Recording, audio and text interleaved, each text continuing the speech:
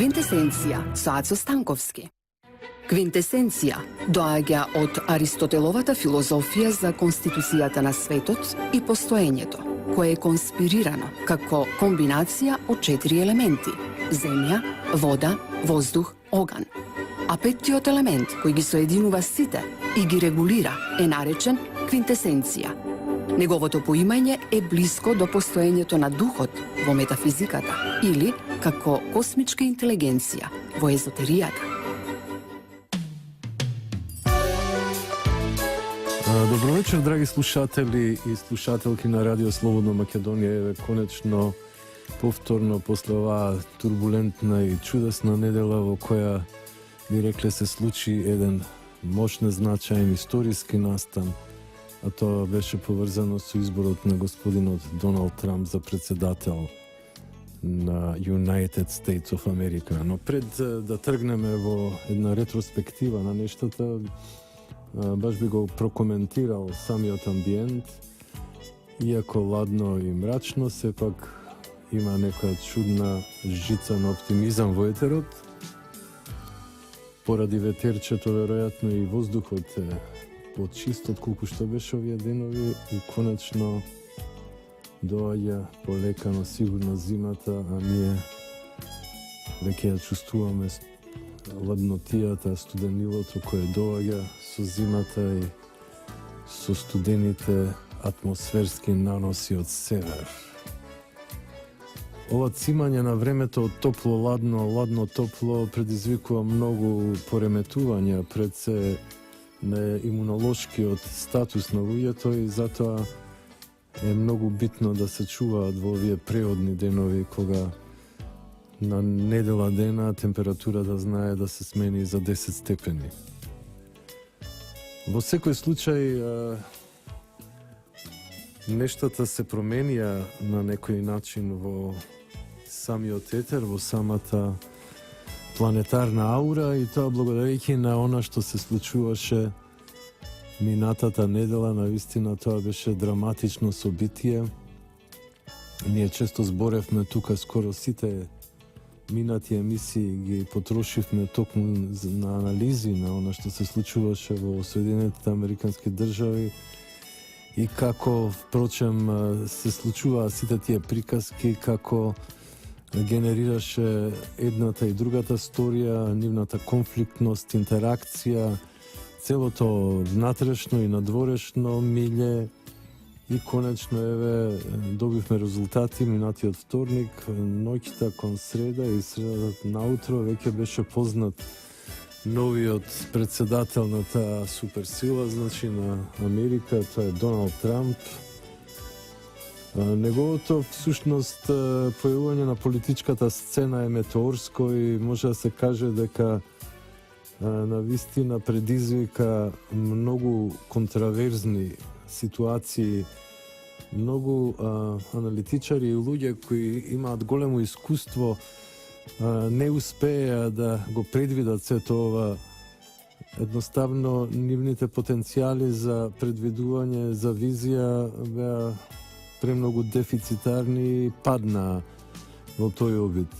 Ретки беа тие, дури повеќето беа аутсайдери што навистина веруваа дека Трамп ќе победи, при тоа со таква супериорност, иако во она што се popular votes или сума сумарум на гласовите во Америка, нели, во тие избори, Хилари освои за неколку стотини илјади повеќе, но начинот на кој се избира председател е сосема поинако. Исто така, кога ќе ја видиме успешноста на републиканците, тоест на Доналд Трамп на ниво на каунтис или окрузи или грофови, како што би се превеле, каунт или каунти, нели, грофовија. Тоа е нешто наследено од британската империја која била колонијална сила пред американската антиколонијална револуција, кога е воспоставена Американската федерација, тоест република со сите тие држави. Значи, многу луѓе едноставно не успеа да го видат она што требаше да го видат, а некои од нив се многу искусни, со децении работеле на вакви случувања, анализирајќи ги изборите, анализирајќи ги политичките состојби. За многу од нив ова беше една фрапантна ситуација, дури самите изненадени во својот двор, што би се рекло. Чудно е тоа што, еве, например, најбитните водечки информативни агенции, куќи, највлијателните медиуми, како CNN, меѓу електронските NBC и така натака, и New York Times или Washington Post, сите тие промашија, и тоа понекогаш би рекол дури двоцифрено, што е навистина загрижувачко за американските сондажни агенции и тие што се бават со проучување на јавното мислење во Америка. Дали тоа беше оркестриран обид да се добие политичка предност за председателската кандидатка Хилари Клинтон, да се создаде еден импресум дека всушност американската јавност силно стои зад неа, наспроти неспособноста, преекстремната темпераментност и недоветноста на господинот Трамп, кој го портретираа на вистина како едно гротескно чудовиште. Всушност, целата кампања на Клинтоновци беше насочена во деградирање на личноста и делото на Трамп. Како и да е, се случи тоа што се случи, сега веќе целата таа енергија, целата таа топлина папсува, но нештата додатно се комплицираат, би рекол, сега на друг план. Веќе не е непознаница кој ќе биде следниот председател, туку едноставно таа елита што беше победена од страна на Трамп и неговите војводи, да речам, оној естаблишмент вашингтонски, каде што дури 150 врвни демократи се залепија, благодарејќи на тоа што се дел од таа елитна, од тој елитен круг, од таа елитна групација во Вашингтон ДС. Сега едноставно имаме од една страна една зачуденост, па дури и констернираност, неверување, од друга страна па треба да се соберат сили со кои ќе може да се воспостават контролните механизми на системот, на американскиот систем, кој е гигантски. Значи, веќе се надзираат тие моменти на испитување, таа лакмусова хартија, да наречам, тие опитни или експериментални балони, што се пуштаат од страна на приврзаниците на демократите, каде што се еден огромен дел од NGO комплексот предводен од Сорос и уште некои други слични како него, и сите тие групации сега се веќе фатени во безизлест и почнува да ги совладува еден очај кој резултира со една видлива агресивност. Првите показатели на таа агресивност се тие собирање и демонстрации, нешто слично што ние го видовме тука пред година-две, кога истите тие структури, нели, предводени од Сорос и домашните опозицијски структури ги организира, и тоа беше напипување на структурата на одбраната, тоест на позицијата, да се види каде е слаба, каде е јака, и потоа да се градат нови стратегии, можеби поекстремни, кои би ја испровоцирале и би предизвикале еден пресврт, да речеме, дури пуч, ако сакате, со кој би била заменета позицијата со опозициони структури, сето тоа нормално диригирано од некоја, во случајот, виша сила, но не од метафизичка природа, како што се некои ангели или Господ, или некои, да речеме, во контекстот на некој езотерија, некои иберменши, така, или некои джинови, туку едноставно се работи за нашиот стар познаник кој дреме горе на кале и ги тегне конците, нели, спроведува одреден политички дизајн на републикава, понекогаш суптилно, понекогаш грубо и несмасно, но секогаш арогантно и дрско. Но како и да е, сите тие сили го правеа тоа што го правеа, но во нашиот случај не успеа, Тоа може сега да биде резултат на миниатурноста на државата и нејзината компактност и секако огромниот дел од народот кој застана зад позицијата, нели, наспроти опозицијата. Тоа го манифестираше неколку пати, нели, со граѓанското здружение ГДОМ, кога во неколку наврати по 3, 4, 5 пати го надмашија бројот на собраните демонстранти од опозицијата. Мислам дури неколку пати, 10 пати го надмашија тој број, кога се собраа во една прилика во поголеми броји до 70.000. Исто така и оној познат митинг што се случи пред собранието, кога се собраа 120.000 луѓе наспроти 20.000 или 10.000 според CNN. CNN има сателити, нели, ги снима и потоа ги брои луѓето како графчиња, тоест главчињата им ги брои како графчиња и CNN тогаш испадна со информација од 10.000. Тоа беше оној фамозен собир кога се собраа, нели, тука пред владата и после 2 дена или како беше тоа, беа Кумановските настани во Диво населје и сето тоа беше на некој начин како една програма, би рекол, како еден вид стратегија со која сакаа да постигнат одредени цели, но и тука не успеа, иако дадовме жртви, тие херои што падна на браникот на Република Македонија. Дали до такви разрешници ќе дојде во случајот на Соединетите Американски држави, се уште е големо прашање. Иако водачите на Демократската партија, челниците, нели, како Обама или Хилари Клинтон и други, изјавуваат дека ќе имаат мирна транзиција и дека ќе му овозможат на Доналд Трамп да зацари со структурите на моќта во Белата куќа, се уште може би се работи за хипокритски ситуации, за двојаки игри. Би рекол дека не може да им се верува, посебно зашто самата Хилари Клинтон во последната изјава остана некако нејасна, неодредена. Тоа може да значи дека она си остава мал простор за одредени можни ескалации. Сега сите нивни сојузници се обидуваат да направат нешто што повторно би ја вратила таа елита која до сега веќе 30 години царуваше со структурите на моќта во Вашингтон ДС да се врати на власт.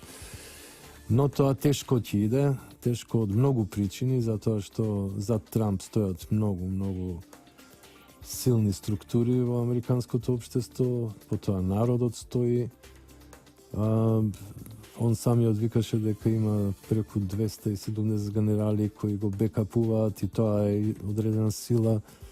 Исто така се претпоставува дека дел од тајните служби се на негова страна, но она што е најбитно во случајот, Трамп ја има поддршката од една друга суперсила која е без конкуренција во евроазискиот регион, а тоа е Русија и претседателот Путин. Таа поддршка е принципиелна, тоа е поради тоа што Трамп заговараше компромис, договор со Путин, а потоа заеднички настап против силите на тероризмот.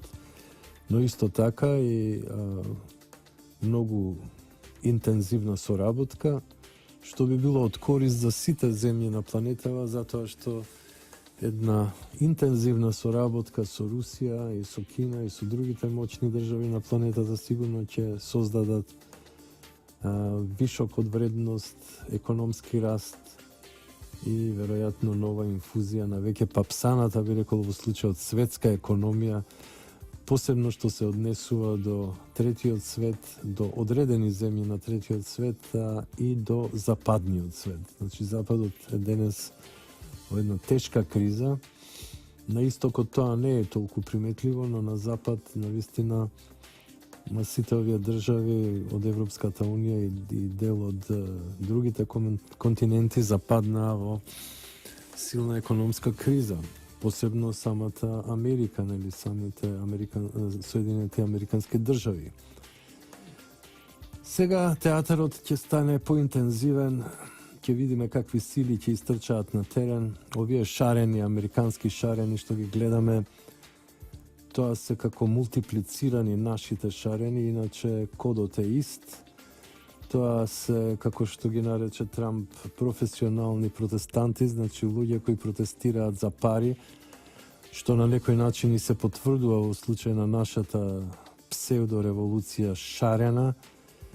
И таа крава шарена, нели, нашата крава шарена, сега како да се пренесува, како да се транспортира во тие светови тамо, каде што досега шарените одавна не се појавиле, поточно уште од времето на Виетнамската војна и протестите, масовните протести, а пред тоа антирасните протести со Мартин Лутер Кинг. Од тогаш нема волку големи протести. Дури и Бостон Tea Party и Black Lives Matter не беа така масовни како што е ова масовно. Исто така можеме да се сетиме на оние немири по повод убиството на еден црн моторџија кој се случија во LA.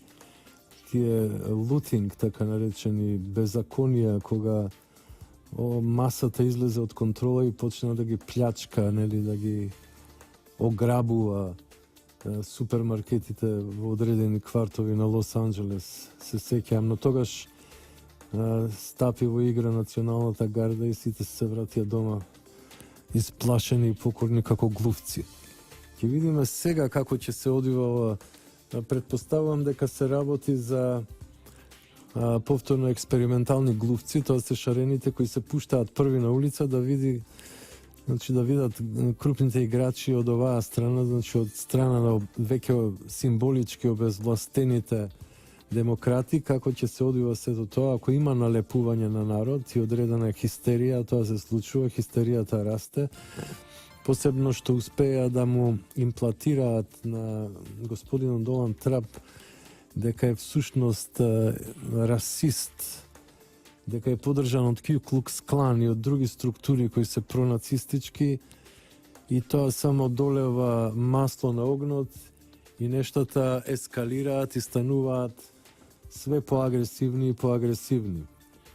Што би бил следниот чекор на овие евентуално прикриени пучисти кои би сакале Трамп да излезе од игра? Тоест, самиот председател, се уште курентниот председател Обама, да не биде доведен во позиција да му ја предаде, нели, на владење фотелјата во Белата куќа.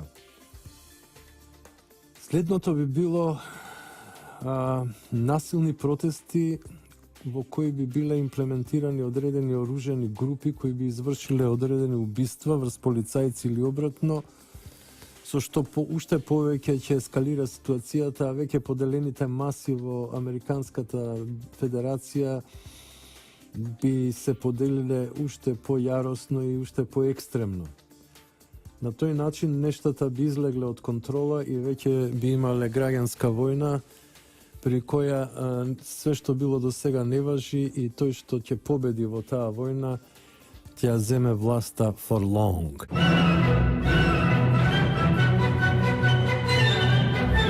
Квинтесенција со Ацо Станковски.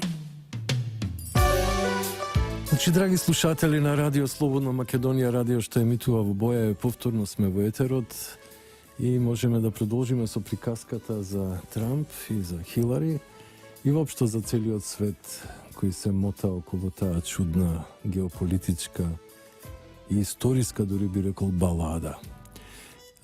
Како и да е, тие сега се во една ситуација на конфронтираност, значи на ниво на политичката елита реториката е сосема коректна, иако беше страотно екстремна во предизборието.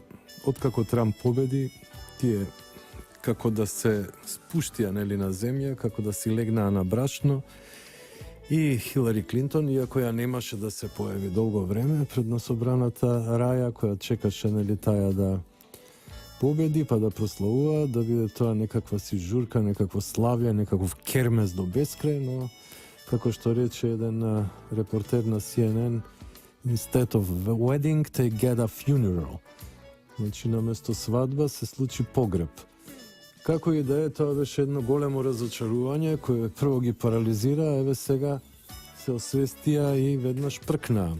Истото тоа се случи и тука, нели, 2014 кога ВМРО тогаш ги разби на изборите како бебе звечка, што би рекле србите, и потоа се врати, нели, повторно тој некој пркос, некој гнев, некој псевдореволуционерен набој кај тогаш сините, а сега шарените, и почнаа полека со субверзии, со фаќање позиции, со нереди и така натака, да ја проблематизираат власта и нејзината стабилност. Но тука беа здушно помогнати од меѓународниот фактор, персонифициран пред се во американскиот и британскиот амбасадор, а потоа и во оние папети од ЕУ и од разни други прислужници, разни печалбари во NGO секторот и такви некои кодоши и гадови. Всушност се случи цела една харанга, па мораше владетелот да отстапи и сите некако да бидат ставени во шише и тоа да биде една понижувачка и грозна ситуација за Македонија, а при тоа секој ден да се спроведуваат разноразни конфронтации, неправди, ароганција до бескрај и секаков вид на провокација од најдолен маштаб. Во секој случај тоа беше еден период кој сега наскоро ќе заврши, значи ќе заврши на сите нивоа. Веќе сите тие сили што тормозеа едноставно се фрлени во ендек. Прво беше со Брекзит, британскиот амбасадор ја изгуби символичката моќ и авторитетот и веќе немаше никаков резон да се појавува како некаков наредбодавач или робовласник, нели, а потоа исто се случи сега со Трамп. Значи исто овој, нели, амбасадор кој ги покриваше цело време и кој со помош на авторитетот на американскиот народ и држава создаваше репресија во однос на власта и позицијата и пола милион луѓе кои гласаа и други кои сакаат да живеат во мирна и просперитетна држава. Сега исто така обезвластен на символички нивоа, иако мандатот не му е завршен, тој веќе нема авторитет, затоа што во Америка нештата се сменети за 180 степени. Секако дека тамо нема да пројде тоа без инциденти, веќе почнаа инцидентите. Искуството е на некој начин вариабилно во однос на тие шарени револуции. Таа шарена револуција сега во крашчендо финале се применува во Соединетите Американски држави. Би рекол дека режисерите и сценаристите на тие така наречени обоени револуции има половичен успех.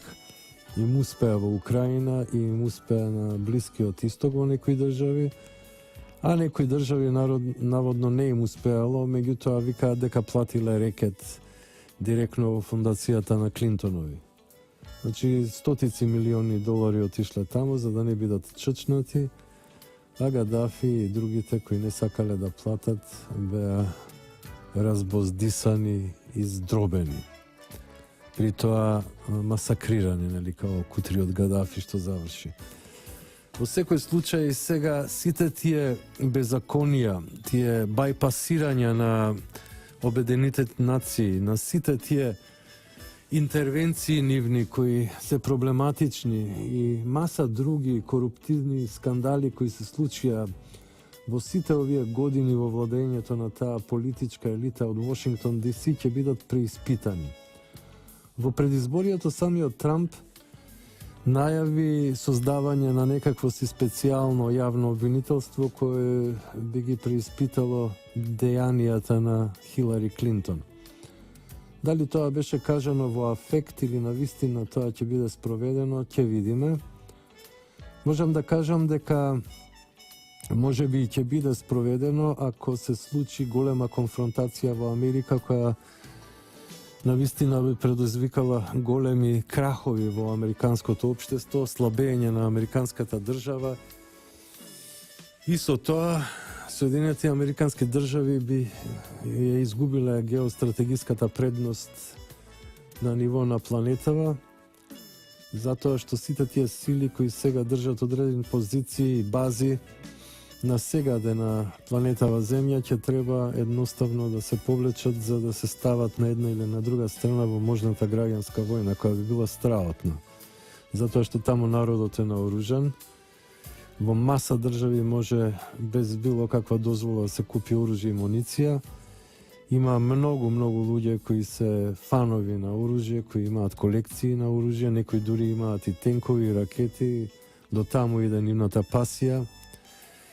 Потоа, тоа е народ кој на некој начин е произлезен од една константна офанзива која се случувала во 19 век, посебно во смисол на бранење на интересите, прво соочувањето со индијанците, истребувањето на дел од индијанците, потоа антиколонијалната револуција што американскиот народ ја спроведе, што доселениците ја спроведоа против круната британска, потоа повторно масовно чистење на индијанци, продор кон Мексико, одземање на Калифорнија и други области, судир со французите исто на таа територија, со колонијалната моќ на Франција и со Шпанија секако, која имаше колонии во Мексико.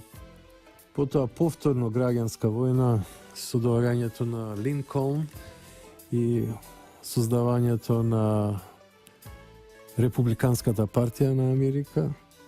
Тоа беше војната од 1861 до 1865, една страотна војна, при која погинале околу 1,5 милиони луѓе, можеби 2 милиона луѓе, каде што целиот простор е дезавоиран, посебно јужните делови на USA, каде што всушности се водеше војната од страна јунионистите против конфедерацијата, предводена од генерал Ли, како воен стратег, од другата страна генерал Грант. Имаше масовни битки, масовни погибии на луѓето, осиромашување на југот, тотална девастација на сите тие земјоделски зони кои едноставно живее од производство на земјоделие и на други на земјоделски производи и други типови нели на продукти кои се врзани со самата земја. Причината, вистинската причина за поради која се случи оваа граѓанска војна од втората половина на 19 век е малку позната кај луѓето. Обично тоа е онаа романтична приказка од типот на колибата на Чичо Том, демек еве добрите и хумани северни американци од северот, нели, се сожалиле кон кутрите робови од југот и решиле да ги ослободат. Но тоа е тенка, сентиментална приказка. Всушност се работело за една страотна индустриализација на северот на Америка, која е се уште далеку поиндустриализирана од југот и потребна била ефтина работна сила, а таа сила, значи дизајнерите на американската политика, економија, банкарите и индустријалците ја виделе токму во една огромна потенција, тоа биле робовите на југот. Пред тоа исто така многу луѓе афроамериканци кои побегнале од прангите робски, нели, од јужните држави и се преселиле на север, биле едноставно регрутирани во морето од пролетаријат кои завршувале како работници во фабриките во Чикаго, Нју Јорк, Бостон, Филаделфија, Детројт и така натака. Значи тоа едноставно е била некоја логика и желба на крупниот капитал да се искористи тој огромен ресурс, сите тие робови кои подоцна огромен дел од нив преоѓаат кон север и таму стануваат дел од таа работничка класа, нели? Во еден период дури во кризите и лумпен пролетаријат. Расизмот секако не престана во Америка, тој траеше посебно на југот. Конечно се случија многу немири за време на Мартин Лутер Кинг, нели, и Малколм Икс, кој заговараше по агресивен тип на борба против расизмот и заговараше ислам за црната популација во Америка како религија која би им пружила еден вид на конзистентност и компактност, но сето тоа пропадна.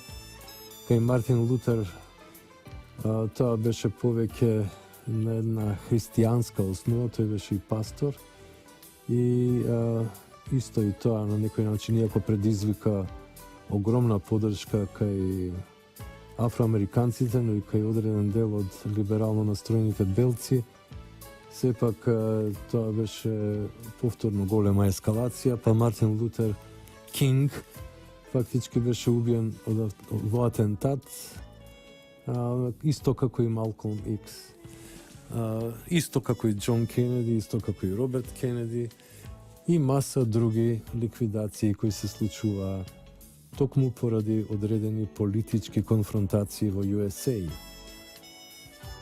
Сега, значи, повторно се враќаме на оваа ситуација, а ситуацијата е угоре високо, удоле е длабоко.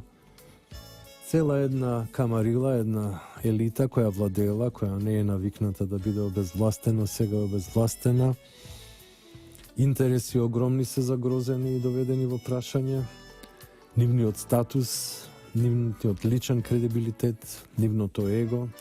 Тоа значи иде на сите нива, од економско-социолошки до психолошки.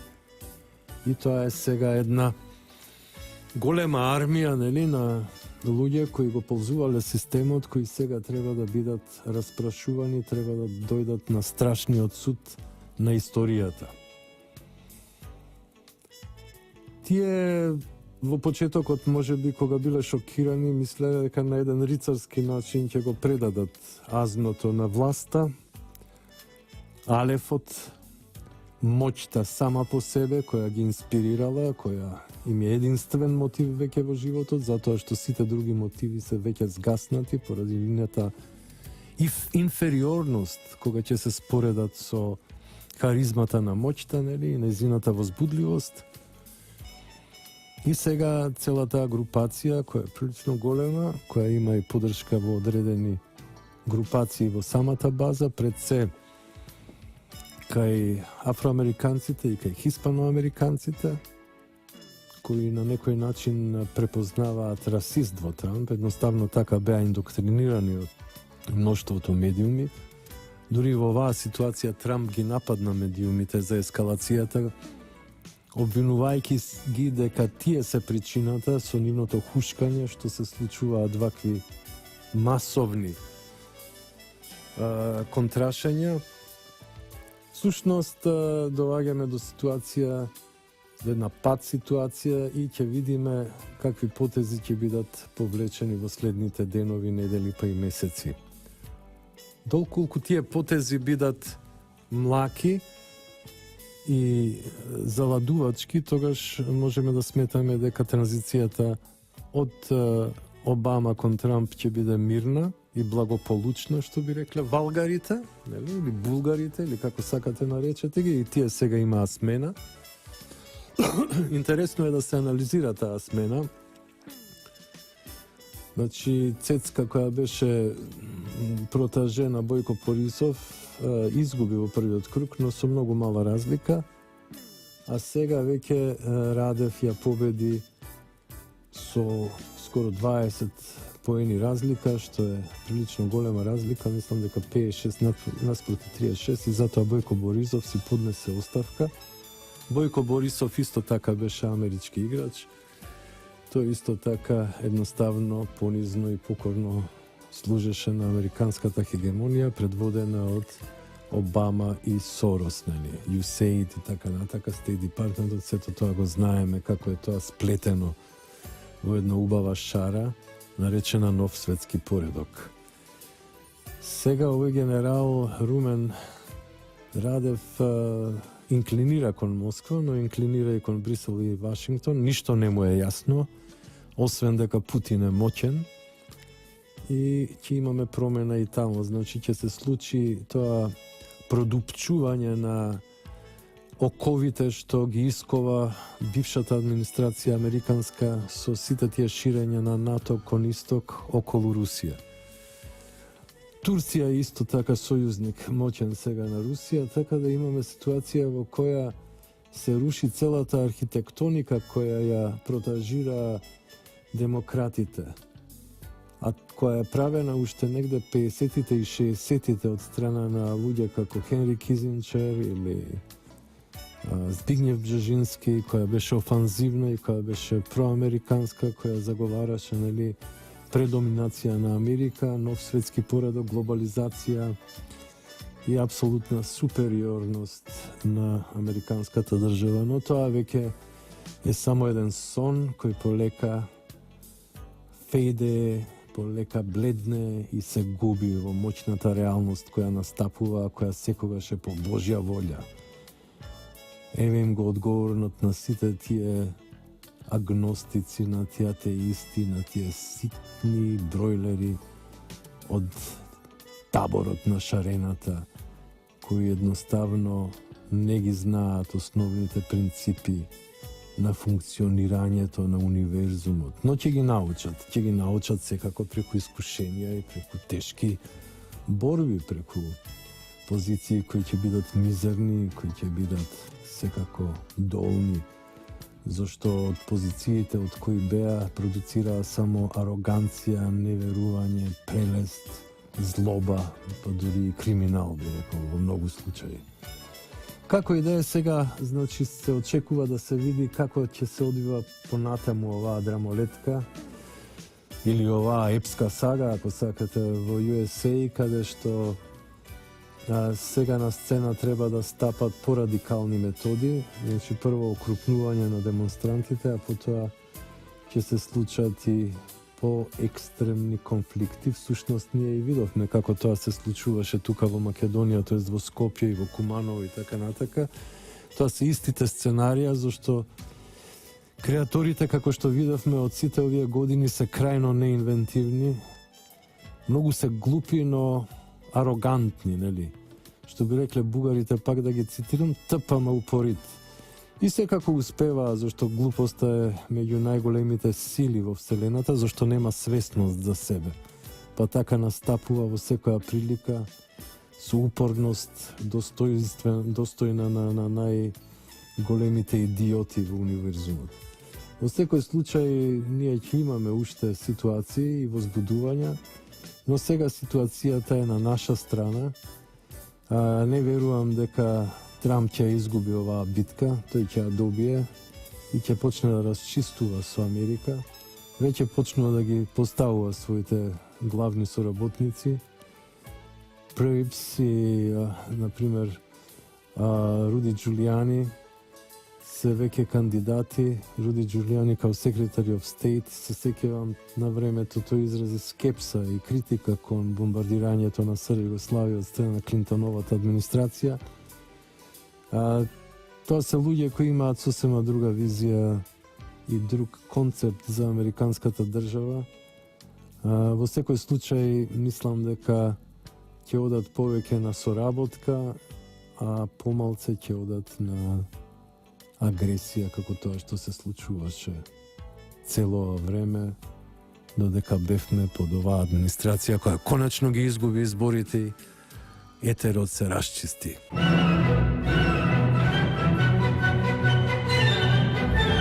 Квинтесенција со Ацо Станковски.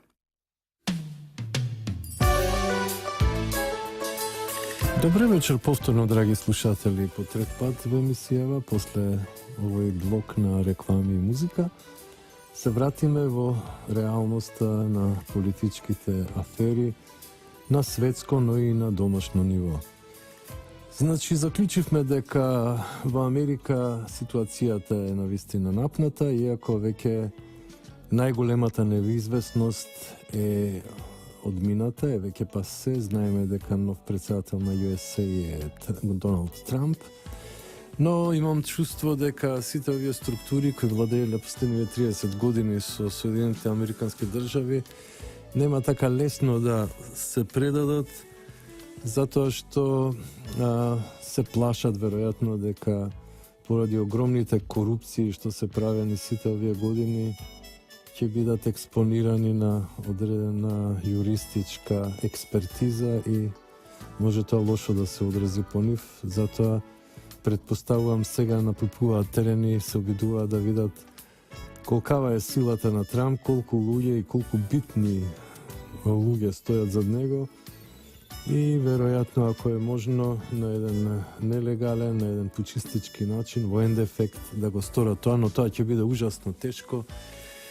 Може да се соочат со страшна граѓанска војна и да изгубат многу повеќе од тоа што би го изгубиле доколку бидат процесуирани во една хармонична состојба за државата. Што се однесува до импактот на нашата мала и симпатична република, би рекол дека тука на вистина, како што рече госпожа Мирка Велиновска, има многу смрзнати луѓе. Смрзнати од страв, од неизвестност. Јасно им е како ќе се одвиваат нештата во иднина, дека веќе нема да го има големиот Кинг Конг од Калето и дека не ќе може никој веќе да ги влече за уши опонентите за да седнуваат на вжарените столчиња на водно па да се пржат со денови и на крај да имаме еден пржински договор, еден дегенериран тип на имплант во законот на РМ со монструозни творби, непотистички и корумпирани по својот карактер, како например СЈО и маса други пенетрации, како во владата на Република Македонија од страна на деструктивците, нели? Но сега веќе тоа е готово, што би рекле Stones, but it's all over now. Сега ќе се соочат со нешто спротивно од тоа што го има. Сега веќе чадорот е испокинат по сите шавови, тој не функционира, неговата пропустливост е 100%. Би рекол дека чадорот сега ќе се претвори во стап кој ќе заигра по нивните грбачи. Морковот одлета во небиднината, останува само разиграниот до вчерашен чадор кој станува сега стап кој ќе свири джез по нивните грбови, нели, по нивните задни и предни делови, по нивните глави, уши и така натака, додека еден ден не се опаметат и не речат стоп, амин. Мислам дека изборите на 11 декември ќе бидат чиста формалност. Огромна има маса, енергетска, политичка енергија која стои зад ВМРО. Македонскиот народ веќе има огромна сила сега, посебно откако монструмот во Вашингтон ДС е ничкосан. Така што мислам дека веќе се создава состојба на една неверојатна писта, една чиста патека за владетелот и за позитивните сили на Македонија да се залауфаат и да летнат како авион во небесата, потоа од тие позиции да се создаде нешто далеку попријатно, поправедно, поубаво, покротко и покреативно во Република Македонија. Ова беше квинтесенција со Ацо Станковски. Јас ви благодарам за вашето време. Се возевме малце по сите тие слоеви на свеста и сите тие референци на големата приказка, историја. Одевме малце кон Штатите, дојдовме тука дома, видовме како стојат состојбите, мислам дека картите се многу поволни за нас, за сите нас кои се залагаме за една подобра иднина, кои сме антиглобалистички ориентирани и кои сме за автентичен развој на народите и соработка помеѓу нив на светско ниво. Ова беше Трговско радиодифузно друштво, Радио Слободна Македонија, уредник и водител Ацо Станковски. Мојот партнер во оваа емисија при техничка реализација беше Никола Јовановиќ. Денеска е 14.11.2016 лето, Радио Слободна Македонија продукција. Ве поздравувам, драги слушатели, и ви посакувам убави моменти, убави денови, убави ноки и прекрасна забава. Уживајте во новите состојби кои се за нијанса, а може би и за повеќе класи, послободни, барем што се однесува до онаа вибрација, до онаа поимање на слободата, која секое човечко суштество ја има во себе, а е дарена од Бога. Ви посакувам све најубаво и до слушање.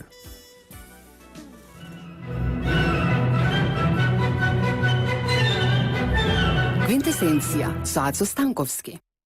Квинтесенција доаѓа од Аристотеловата филозофија за конституцијата на светот и постоењето, кое е конспирирано како комбинација од 4 елементи – земја, вода, воздух, оган. А петтиот елемент, кој ги соединува сите и ги регулира, е наречен квинтесенција. Неговото поимање е блиско до постоењето на духот во метафизиката или како космичка интелигенција во езотеријата.